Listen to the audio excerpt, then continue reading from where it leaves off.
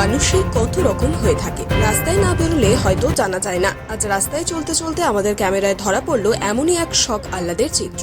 National হাইওয়ের ওপরে এমনই চিত্র ধরা পড়লো।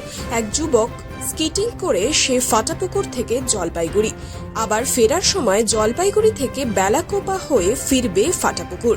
স্কেটিং করে যাওয়ার সময় দেখালেন নানান ধরনের কেরামতিও। একদিকে যেমন দ্রব্যমূল্য বৃদ্ধির বাজারে তার গাড়ি ভাড়া বেঁচে যাবে, অপরদিকে শরীরচর্চাও যথেষ্ট পরিমাণেই হবে। যদিও রাস্তায় চলছে বড় বড় গাড়ি, ঝুঁকিপূর্ণ কিছুটা হলেও বাড়ি তার ফাটাপুকুর, নাম ইন্দ্রজিৎ রায়।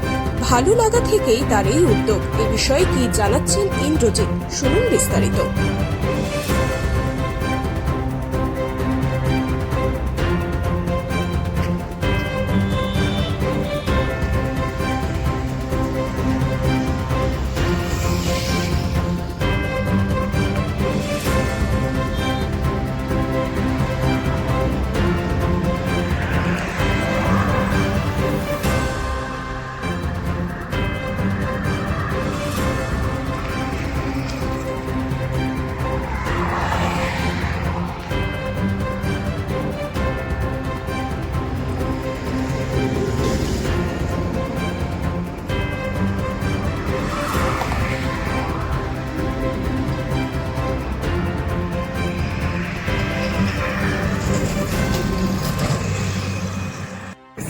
তোমার বাড়ি কোথায়?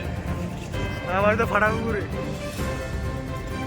কতদিন থেকে স্কেটিং করো তুমি? এই তো আর এই 6-7 মাস হইলো। কতদূর যাবে এখন? প্রতিদিন কত কিলোমিটার? যাবো আর গৌশালা মোড়ে একটু কাজ আছে, পুরোটাই চলে যাবো।